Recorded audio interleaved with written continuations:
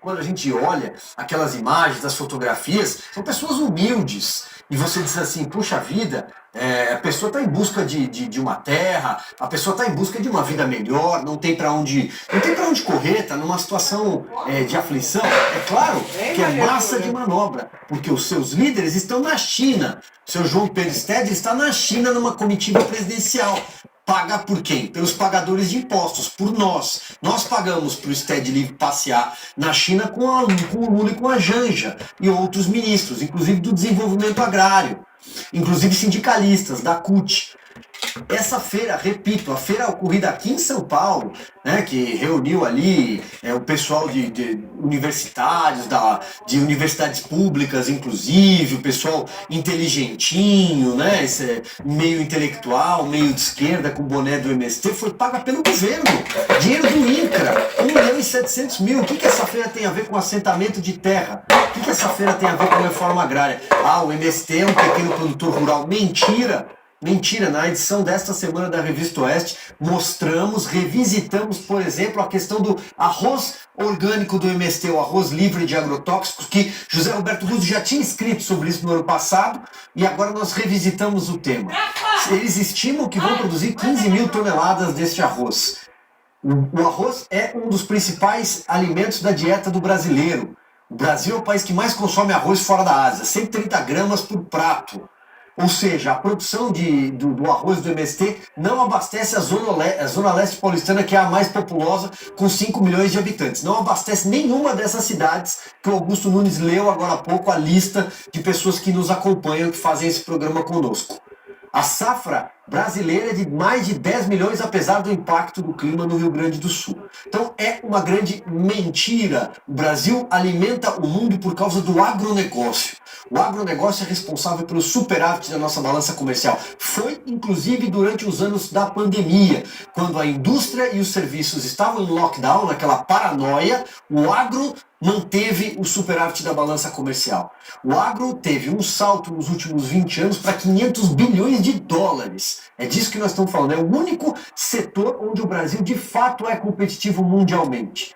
Mato Grosso é um país, do ponto de vista de produção de soja, mais do que a Argentina. Se Mato Grosso fosse um país, seria o terceiro no ranking. Então, tem que essa farsa, essa falácia do MST, ela só existe nos especialistas, nas universidades, nas páginas dos jornais da velha imprensa, nos editoriais, é só ali. Só ali. O resto é massa de manobra paga com dinheiro público. E a CPI do MST vai mostrar isso. É por isso que o PT está tão preocupado, é por isso que o governo está colocando os seus xerifes para investigar o Ricardo Salles, o relator, o deputado Zucco, que é o presidente do Rio Grande do Sul. É por isso que a Gleisi está com assento marcado nessa comissão, para olhar de perto, porque eles têm medo para onde essa CPI vai jogar luz. Paulo Eduardo Martins, então essa entidade, a Cooperativa dos Trabalhadores da Reforma Agrária Terra Livre, recebeu então R$200 mil do Ministério do Desenvolvimento Agrário. Mais uma vez as notícias vão reforçando o fato de que o MST cada vez mais é um braço desse governo. É verdade, o MST é ponta do PT em ações políticas, ele é sócio.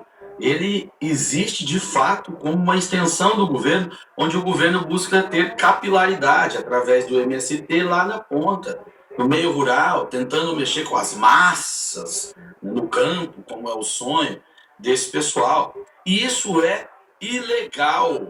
Como já foi relatado, essa entidade não estava apta a receber dinheiro público, mas para eles há uma licença. Pode, porque o governo faz, porque não está nem aí, tem que alimentar o MST. Os órgãos de controle, os órgãos investigativos também fingem que não veio o MST, porque muita gente lá é simpática a esse maldito movimento, é gente com formação de esquerda, e assim o MST vai operando, Paulo. Esse método de transferir dinheiro para a cooperativa, ele foi usado desde sempre. O MST não existe, não tem CNPJ. Então, eles criam essas cooperativas que muitas vezes nada produzem, são cooperativas de fachada, algumas até existem, outras nem tanto, ou se produzem muito pouco, não são eficientes, mas a finalidade delas não é produzir, a finalidade delas é ter um CNPJ apto que cumpra lá minimamente as regras para receber dinheiro público, e recebe pesado. O INCRA vai dar muito dinheiro para esse pessoal, porque o primeiro negócio deles é também enriquecer, e segundo, precisa abastecer a máquina do MST, o MST rodar. Eu sugiro aos deputados que são sérios e que querem realmente fazer um bom trabalho, que designem um funcionário para ficar sobre os atos do INCRA todo dia. Todo dia você vai encontrar alguma coisa lá. O MST e o INCRA hoje se confundem. O INCRA foi tomado pelo MST. E o MST não tomou o INCRA porque quer servir ao país. Não, é porque tem a caneta, ordena a despesa. Vai passar grana para a companheirada. E no método consagrado já começou a ser aplicado. Agora, sobre produção, como o Silvio bem citou, eu quero fazer um relato rapidamente. Eu estive em Mato Grosso nesse final de semana, fui participar da Expo Nova, da feira em Nova Mutum, que fica a cerca de 250 quilômetros depois de Cuiabá. Uma fronteira agrícola extraordinária, onde as pessoas assumem os riscos, plantam, empreendem, estavam todos lá fazendo negócios, pessoas contraindo empréstimo, comprando maquinário de milhões de reais para pagar em muitos anos, mas acreditando no Brasil, no que o agronegócio pode oferecer, enxergando inúmeras possibilidades. É o oposto total do MST. E nem todo mundo lá é fazendeiro, não. Os fazendeiros são minoria. Mas tudo que o agronegócio gira com uma grande cadeia beneficia a todos.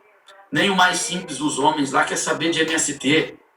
O MST é reconhecidamente uma organização criminosa e que prega a desestabilização social. Lá isso é muito claro. Então, é uma fronteira agrícola que o Brasil precisa enxergar, precisa aprender e precisa, inclusive, proteger, porque é quem segura esse país. E esse país hoje é governado por uma força política sócia, aliás, não só sócia, ela é pai, ela é mãe, ela é tudo do MST, que visa sabotar o agronegócio do Brasil. A última do MST foi dizer que eles querem a reforma agrária, mas que querem que os lotes sejam próximos aos centros urbanos. A gente entende, né? Esse negócio de viver na roça e pegar na enxada é muito duro mesmo. Agora, 18 horas 14 minutos. Lembrando que estamos ao vivo no canal da Revista Oeste pelo YouTube e também pela plataforma Rumble. Convido você que está nos acompanhando a se inscrever no nosso canal, deixar o seu comentário, o seu like, o seu joinha e também para você repercutir, compartilhar esse link nos seus grupos de WhatsApp e Telegram para que mais pessoas conheçam aqui o nosso programa e acompanhem todos os dias, sempre a partir das 5h45 da tarde. E agora vamos para o assunto internacional. A reunião do G7, grupo dos países mais desenvolvidos do mundo, chegou ao fim sem o encontro de Lula com o presidente da Ucrânia, Volodymyr Zelensky. Lula disse a jornalistas que Zelensky se atrasou e não compareceu para o encontro supostamente marcado por ele às 13h15 da tarde de domingo. A agenda com compromissos de Lula, enviada a jornalistas pela manhã, mostra